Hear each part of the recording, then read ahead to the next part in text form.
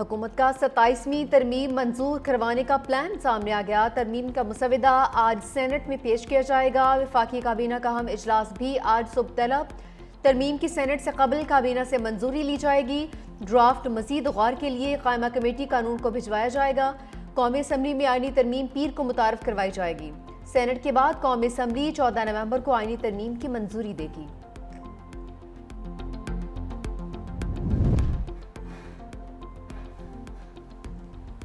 Barrister گوہر 27ویں ترمیم کے خلاف کھل کر بول پڑے۔ کہا کہ ابھی تک 27ویں ترمیم کا مسودہ ہمیں نہیں دیا گیا۔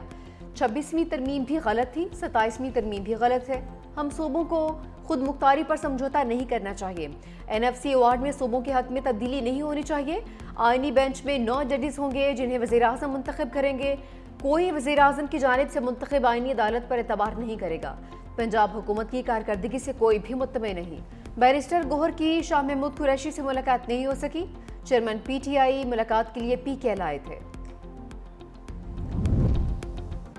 افغانستان کی جانب سے سرحد پر فائرنگ، پاکستان کا ذمہ دارانہ جواب۔ وزارت اطلاعات کے مطابق چمن بارڈر پر افغانستان سے کچھ عناصر نے پاکستانی پوسٹوں پر بلا اشتعال فائرنگ کی۔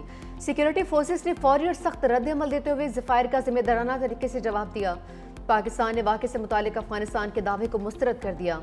فائرنگ افغانستان کی جانب سے شروع ہوئی جس کا سیکیورٹی فورسز نے فوری اور ذمہ دارانہ جواب دیا۔ پاکستانی فورسز کی ذمہ دارانہ کارروائی سے صورتحال پر قابو پا لیا گیا۔ جنگ بندی بدستور برقرار۔ پاکستان جاری مذاکرات کے لیے پرعزم اور افغان حکام سے باہمی تعاون کی توقع رکھتا ہے۔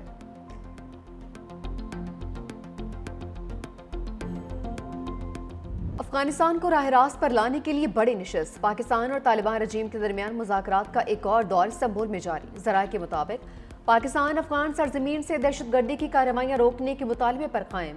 افغان رجیم سے پاکستان پر دہشت گرد حملے بند ہونے اور افغانستان میں دہشت گردوں کے خلاف کارروائیوں کے لیے تحریری ضمانت مانگی جائے گی۔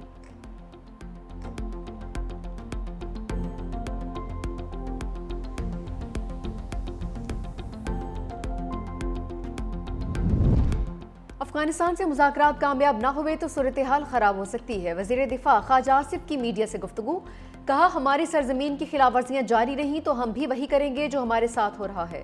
27ویں آئینی ترمیم نے ابھی حتمی شکل اختیار نہیں کی۔ آرٹیکل 243 میں ترمیم کے لیے مشاورت کی جا رہی ہے۔ دفاعی تقاضے بدل گئے، سارا کام باہمی مشاورت سے ہوگا۔ چیف الیکشن کمشنر کی تقرری پر ڈیڈ لاک کے خط میں سینٹ اور صدارتی الیکشن میں سخن دور کرنے کے لیے ترامیم ضروری ہے۔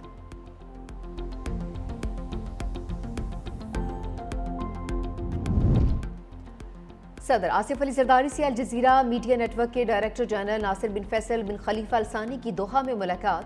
قطری قیادت سے ہونے والے مفید ملاقاتوں پر اطمینان کا اظہار۔ صدر زرداری نے فلسطینی عوام کے حق میں قطر کے اصولی موقف اور امن غزہ کے لیے قیادت کو سراہا۔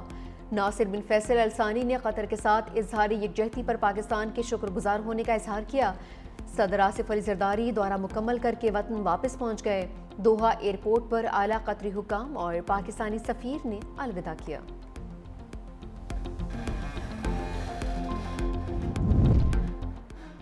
فیلڈ مارشل عاصم منیر سے برطانوی chief of general staff general Charles کی ملاقات۔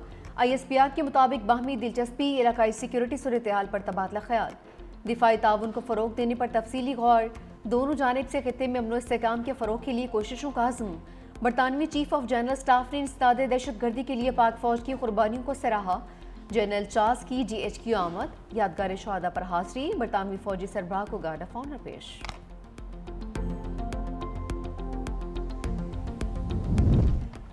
یہ ہمیں عدالتی حکم کے باوجود بانی سے نہیں ملنے دے رہے۔ وزیر اعلیٰ خیبر پختونخوا سہیل آفریدی کہتے ہیں 3 ججز نے فیصلہ دیا، ملاقات ہونی چاہیے۔ جمہوریت میں اور بھی راستے ہیں، ان راستوں پر غور کیا جا رہا ہے۔ 27ویں آئینی ترمیم کا ڈرافٹ کسی نے نہیں دیکھا۔ صوبے کو کسی چیز پر اعتماد میں نہیں لیا گیا۔ میں مسلسل قانونی اور آئینی راستے اپنا رہا ہوں۔ اس نظام کو میرے لیڈر نے پہلے ہی بے نقاب کر دیا تھا۔ وزیر اعلیٰ KP کو 5ویں مرتبہ بھی بانی PTI سے ملاقات کی اجازت نہیں ملی۔ سہیل آفریدی انتظار گاہ میں داخل ناکے سے روانہ ہو گئے۔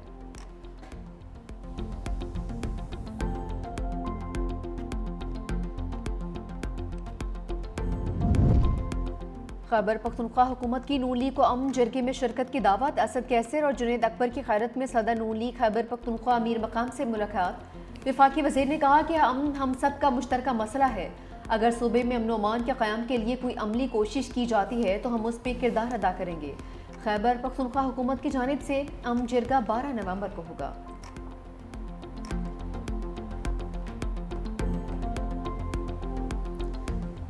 ہیکرز کے ارکان پارلیمنٹ سے آن لائن ڈکیتی. سینیٹ کی قائمہ کمیٹی برائے داخلہ کے اجلاس میں انکشاف. مختلف ارکان پارلیمنٹ کو آن لائن فراڈ کے ذریعے لاکھوں روپے کا چونا لگا دیا. سینیٹر دلاور خان نے اکاؤنٹ سے 8.5 لاکھ روپے سے محروم. سینیٹر فلک ناتھ چترالی سے 2 قسطوں میں ہیکرز 5 لاکھ کا فراڈ کر گئے. فلک ناتھ چترالی نے کہا کہ NCCIA میں شکایات کے باوجود کوئی سنوائی نہیں ہوئی. اجلاس میں پاکستانیوں کا ڈیٹا سوشل میڈیا پر 500 روپے میں فروخت کا معاملہ بھی اٹھایا گیا. DG NCCIA نے کہا کہ 1095 افراد کو گرفتار کیا. غیر قانونی سمت کے خلاف بھی کریک ڈاؤن کیا جا رہا ہے.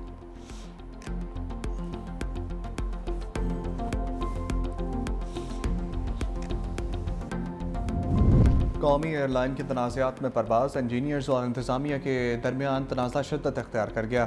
Society of aircraft engineers کے صدر عبداللہ جدون اور سیکرٹری جنرل اویس زردون ملازمت سے برطرف. ذرائع کے مطابق دونوں عہدیداران کو گزشتہ برس شروع کی گئی انکوائریز میں ذاتی سنوائی کا موقع دیا گیا. تاہم عدم پیشی پر انہیں برطرف کر دیا گیا. برطرف عہدیداران کا فیصلے کو عدالت میں چیلنج کرنے کا اعلان.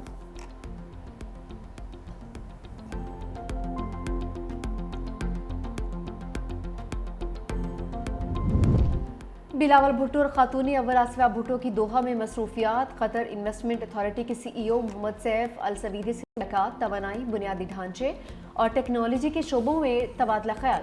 سرمایہ کاری کو فروغ دینے کے مواقع پر بھی بات چیت ہوئی.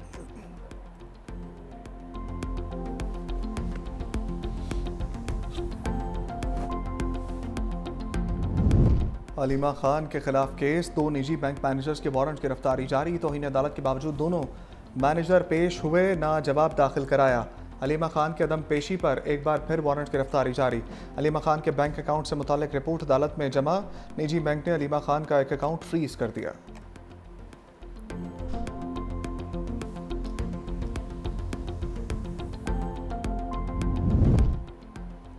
جب تک سود کا نظام رہے گا معاشی نظام نہیں بنے گا. امیر جماعت اسلامی حافظ نعیم الرحمان کی پریس کانفرنس.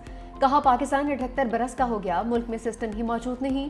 پاکستان کا موجودہ عدالتی نظام گل سڑ چکا ہے. پیوند کاری سے عدالتی نظام تبدیل نہیں ہوگا، عدالت کا پورا نظام تبدیل کرنا پڑے گا.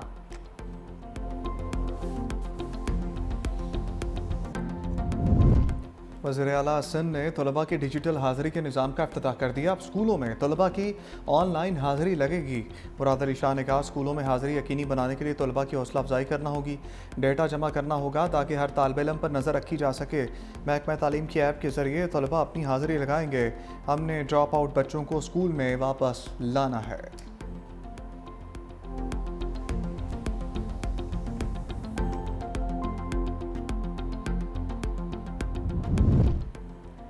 پنجاب میں پہلی مرتبہ گلاس ٹرین اور ہائی سپیڈ ٹرین متعارف کروائے جا رہے ہیں. وزیر اعلیٰ پنجاب مریم نواز کہتی ہیں پنجاب میں پہلی مرتبہ 10 ماہ میں 1 لاکھ سے زائد گھر بنا کر مثال قائم کر دی. وزیر اعلیٰ پنجاب مریم نواز سے چینی سرمایہ کاروں کے وفد کی ملاقات. پنجاب میں انویسٹمنٹ کے لیے گہری دلچسپی کا اظہار. وزیر اعلیٰ پنجاب مریم نواز برازیل کے دورے پر روانہ. برازیلی شہر بیلا میں کوپ 30 اجلاس میں شریک ہوں گے.